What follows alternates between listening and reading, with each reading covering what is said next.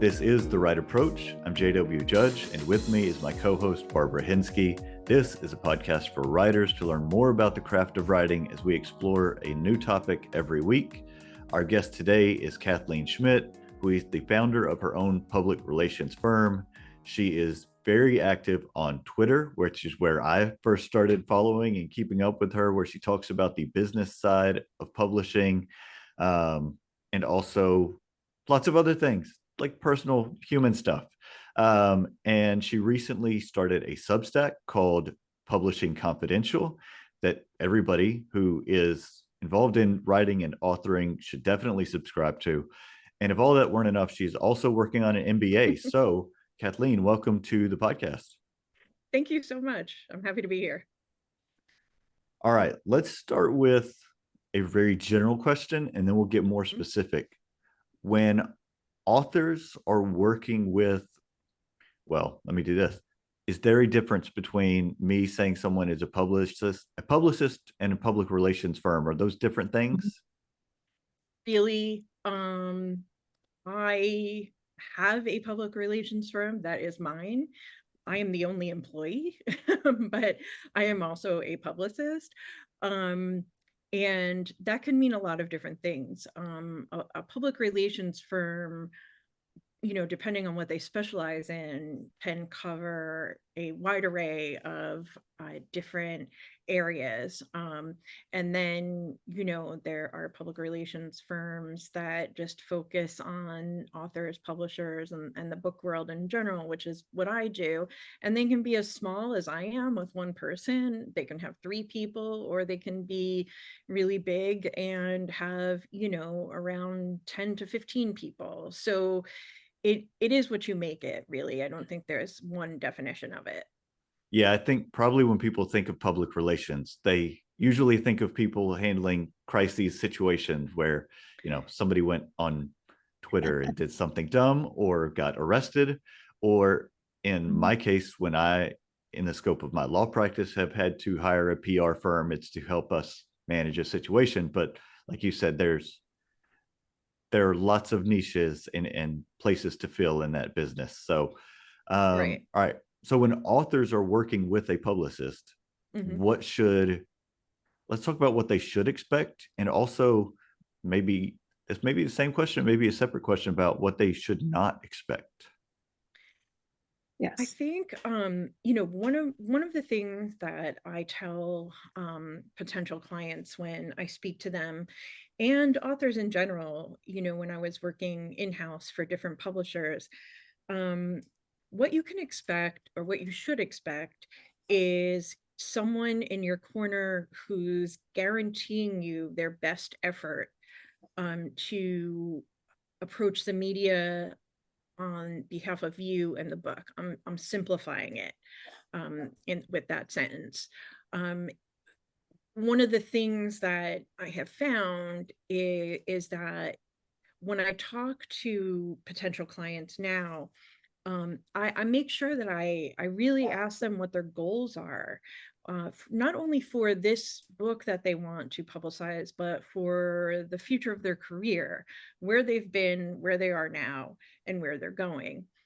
That is something I don't know that every PR firm does who handles authors, but it's my style, because I have found in the past that if an author isn't clear on what their goals are, it's very hard for me to write a proposal to publicize their work in their career. So I would say to authors, take a beat, write a list down of the things you would like to happen, not only for the book you're about to publish, but look ahead for, I don't ask people for the next 5 years. I ask them, what are the next 2 years looking like for you? Do you have another book coming out a year from now? Is this your last book under contract with this particular publisher? And what are they doing publicity wise for that book? Because sometimes when an author has a last book under contract with a publisher, and they plan on shopping another book, and maybe that publisher has a first option to look at their their next book. It can get a little dicey with publicity in-house because a publisher looks at it as, well, this is our last book with them. And they could go to a different publisher. So what resources are we going to put behind this if this person leaves? What is their sales track for the time that they've been with us? And that can affect how much effort is put into your book, and the publicity for your book if it's the last one under contract. Now, if you're long-term with a publisher, that's a different story. It behooves them to put more effort and, assign a more experienced publicist to your book. You can still feel, though, that you need a little extra. And the thing that I come across more often than not is that, a lot of authors don't know exactly what they need, what that extra thing is. They just think that, publicists at publishers are overwhelmed. They have a lot of books to work on at once. I'm not denying that. That's 100% true. Publicity staffs are woefully, understaffed. And I think, authors just need to think about, like, what is the publisher offering me? What is the publicity department offering me? And what is it that I need? Because if you're coming to an outside publicist and you say, I just want you to pitch book review editors, personally, to me, I'm not taking that client, because book reviews are extremely difficult to get. And all I can say to them is, I can guarantee that I will follow up with all of these people many times. And I've been doing this almost 30 years. So I have a lot of relationships in the industry, but I cannot guarantee that your book is going to get reviewed. So my advice always is, do not hire someone just to do reviews for you. You need to think about much bigger picture things than that. Let me ask you, so you said media, you increase visibility to media. Exactly, there's a lot that's covered under that media. Tell us what you're referring to there. There are a lot of different kinds of media. When I say media, I think the average person probably thinks I'm talking about TV, maybe radio, definitely, newspapers. But media, to me, covers Substacks. It covers other newsletter verticals from places like The Atlantic or The Nation or The New York Times or The Washington Post. It can cover, NPR or local NPR affiliates. It can cover TV, but I find that, if you're talking about national TV, that's a very rare bird for most authors. And I think, media also extends to podcasts. It extends to, there are some terrestrial radio stations, and by that I mean, the ones you listen to on the actual radio and not satellite, that still do interviews with authors. They're rare, but some of them still do it. So there's a huge array of media out there. I think, people just have to have a really open mind and be aware of what is under that umbrella, because it's not just what it used to be, where it was, okay, print, radio, TV, and that's it. Now there's about, probably 10 or 15 other things under that umbrella. What do you find are the most effective media outlets for authors are going for book sales versus increasing brand awareness or whatever, but for book sales, where do you find For book sales, it's really hard. I mean, it depends on what the book is. One of the gold standard things for book sales is Fresh Air. Another one is CBS Sunday Morning. I would love to tell you that a review in the New York Times Book Review sells a ton of books, but it does not usually. I've seen it sell some books. I've seen it sell no books. And every once in a while, you can kind of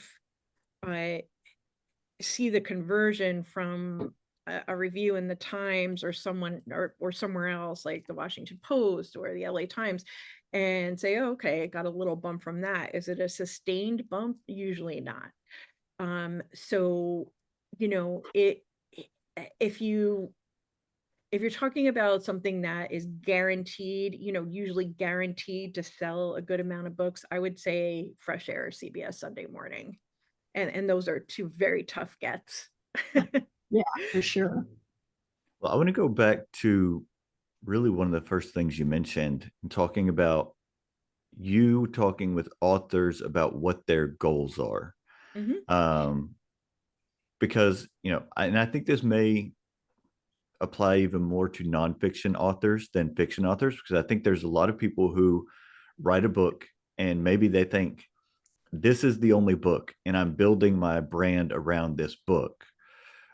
And that's a very different mindset than I am an author and I am the brand and these are the books that I'm writing.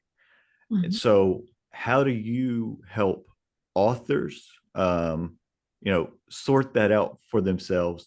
And then how does that affect how you approach your job? In a perfect world, authors would build their brands before they decided to do a book, because doing it the opposite way is incredibly difficult. I understand the, you know, mentality behind I'm doing a book to increase brand awareness of, you know, who I am and what I write. And you have to start somewhere. So I'm not begrudging anybody from doing that because it's definitely something I see a lot. I think, you know, the conversation I have with people about that is number one, it is a marathon, it is not a sprint.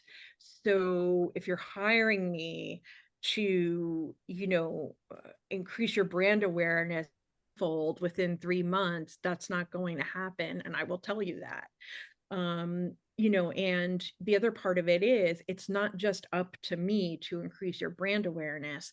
It's a partnership. You have to work at it too. In fact, I think, you know, authors have to put in the brunt of the work, building their brand. And what I can do, you know, from a marketing perspective is just help guide them through the things that I think would be advantageous for them to do in building their brand, whether that be, you know, social media or whether it's speaking engagements, whether it's, you know, getting them on Substack to start writing a newsletter, because that is a way that I see authors really building platforms more prominently in the future, given the volatility of social media right now, because you are communicating directly to your subscribers rather than putting it out into a platform where algorithms are kind of insane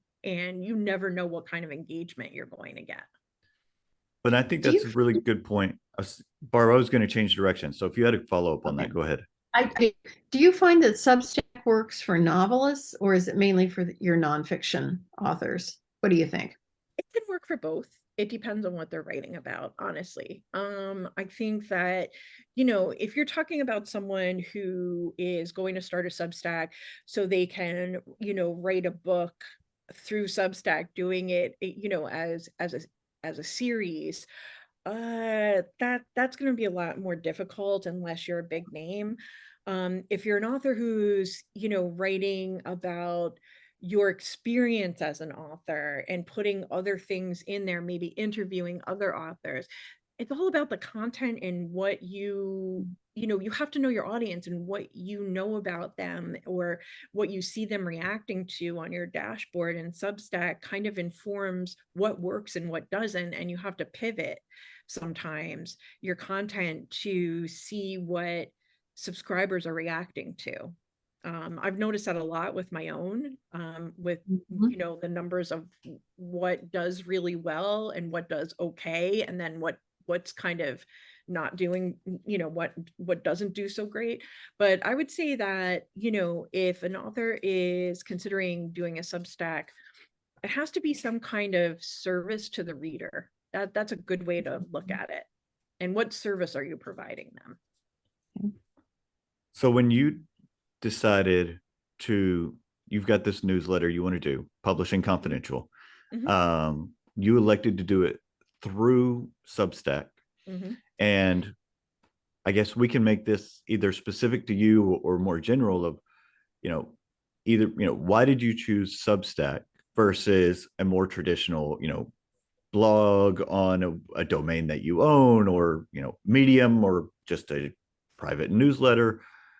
How did you go about, maybe the better question is, how did you go about deciding what's the best medium for you? That is a good question. I had been on Medium for a long time, and I used to write on there regularly years ago. And it was okay, and some of my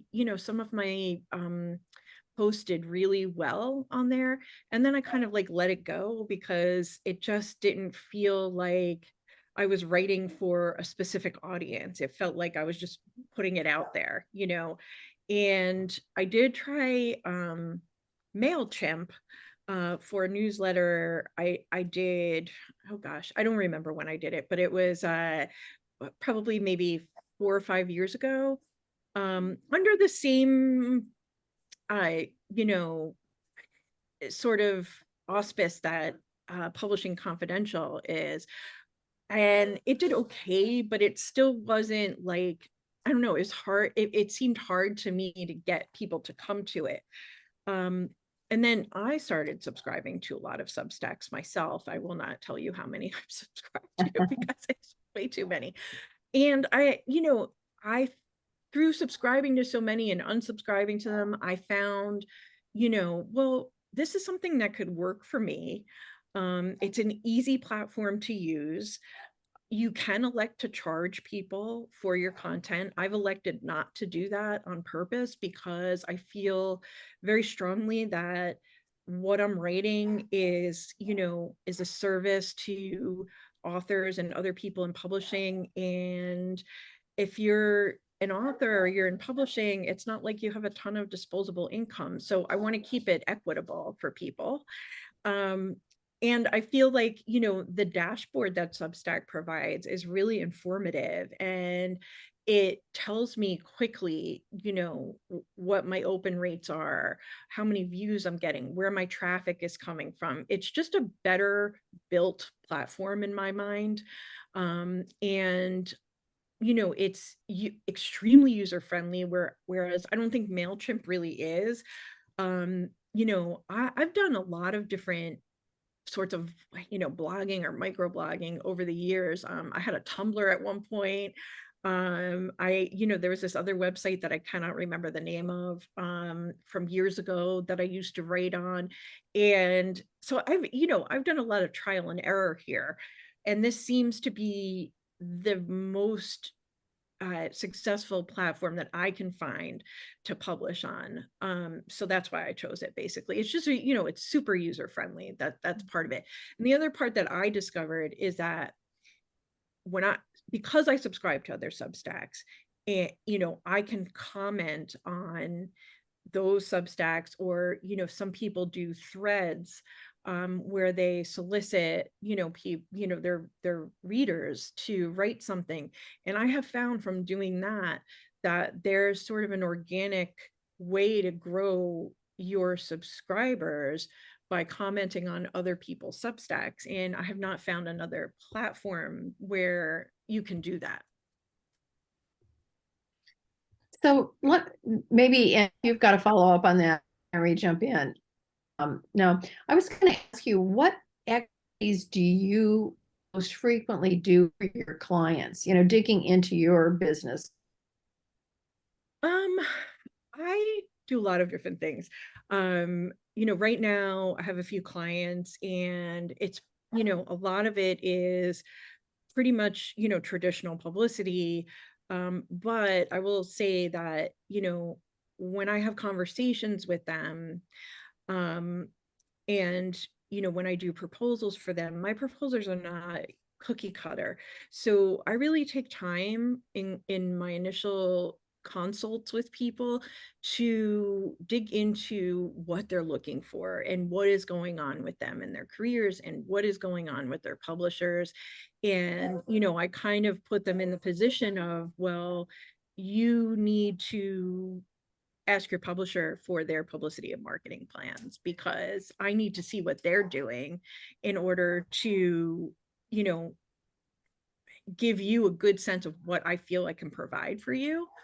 And the people that I'm, working with right now, I will say it's, a lot of what I'm doing is very specific parts of their campaign.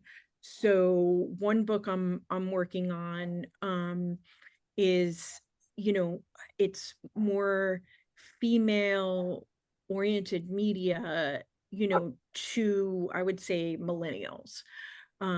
So it's research and finding where those places are. Another one is a climate change book, and so it's very much on, climate change podcasts and climate change newsletters and things like that. Then there's somebody else that, wrote a fiction book, but it takes place at the Jersey Shore, and I happen to live at the Jersey Shore. So I'm doing very hyper local media for that person. So it's taking different bits and pieces of what I think would work for their campaigns and where I think they get the best return on their investment, rather than me saying, here's a list of 100 places I'm going to send an email blast to, 5 times and charge you X amount of dollars for that. That's not the way I work. I always tell them that, I craft my pitches specifically for the person I'm pitching to. I have personal relationships with a lot of journalists, so I'm not one to send out email blasts. I feel like that's a really easy way to get your emails deleted.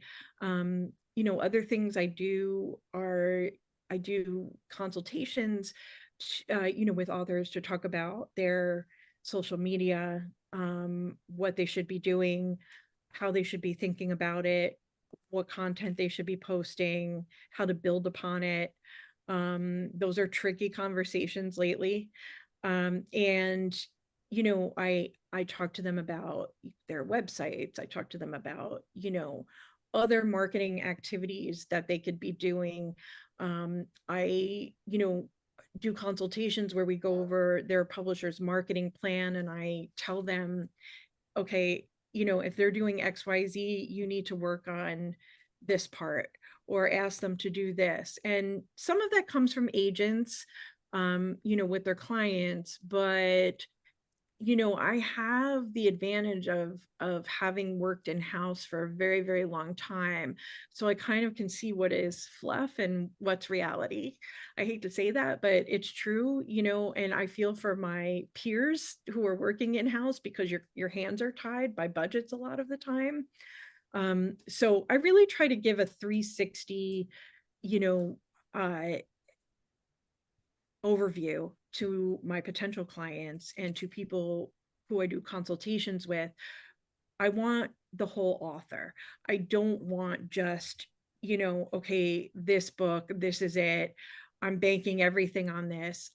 I'm less likely to take on a client that's looking for that, because that's a lot of pressure on me.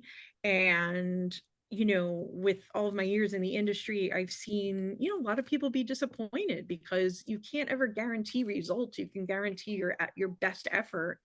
But I can't sit there and tell someone they're definitely going to get a review somewhere, because that's just not how PR works.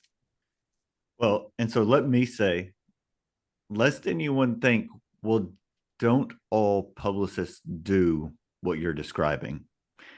Having been a podcaster for several years now, my first podcast was called Lawyerpreneur, and it was a podcast by lawyers, for lawyers. All of the guests were lawyers, and I would get emails from PR firms that says, hey, my amazing client, an accountant, wants to come on and talk about personal finances. I'm like, and I just don't even respond. And so, Right. that's someone who, and I got so many of those kinds of emails of I feel like they just wanted to be able to tell the author, hey, look, we reached out to X number of podcasts for you to see if you could be a guest, and not doing that due diligence to make sure that the work that's being done is consistent with and moving in the same direction as what the author needs to build their business. So I I wanted know. to say, because I didn't want to put you in the spot to say not everybody does this, but I'm willing to No. say not everybody does that. No, I know not everybody does it because, I myself, since I started writing this newsletter, have gotten email pitches from people asking me to, I got one a couple of weeks ago, and it was a PR firm not in publishing, sending me an invite to some kind of event in LA to, with a red carpet press time. And I looked at my husband and I was kind of like, this is hilarious, but also like, what are you doing? Yeah. You're wasting that client, that organization's money just to say, oh, you sent it to, someone. I'm nobody. Like, what am I going to do with that? And I live in New Jersey. So it Yeah. tells me, that the person didn't bother to look at who I am or what I do. And I am very careful about that because I think, because of the volume that a lot of publicists have to deal with, and because of, the demands that, some clients put on them. And I'm not saying like it necessarily might not be an author, it might be, a company, a brand that's hiring you, that they just send out these blanket blast emails and don't look at the person that they're pitching. And part of it is, a result of, way too much on people's plates. Another part of it is that as publicists, we usually have to pay for these expensive databases where, podcasters and journalists' information are. And it's a very imperfect filtering system when you pull lists from there. I tend not to pull lists. I tend to do individual people. Yes, it takes longer, but it's more effective. And the thing with these databases is that you can send email blasts right from them. So you can send 500 emails out, but you don't know who you're sending them to necessarily. You're just picking a list and doing that and then saying to the client, well, I pitched 500 people. Did you though? I mean, Yeah. you kind of didn't. Well, yeah. And that's, I think that particularized approach is going to lend itself to more successful results for a variety of reasons. And Barb and I talked about in a podcast the other day of how, for the novel that I'm currently working on, all of my other novels I have indie published, and that one I'm considering going a more traditional route. And so, similar to that, I could just query, 200 agents who are looking for thriller and suspense novels, or I could put in all of the extra legwork to call through and figure out who do I think are the, 40 or 50 people that really are better suited to this. And there aren't guaranteed results. Just like you're talking about, there's no guaranteed results with you putting in the work about that returning, book sales, but you put yourself, and in your case, your client, in the best opportunity to have a successful outcome. It's true. And and it's true when you're querying. I was an agent for a couple of years, and I had to sift through my inbox, and of course there were things that were really not even close to what I was interested in, and had information on the agency's website what I was looking for. If you're not doing that, you're showing the person on the other end that you just don't care, that you're just not doing the legwork, and it's not in your best interest, and it's not in the client's best interest, and it's not in the media's best interest. And it's also not great for your relationship with the media if you're doing that.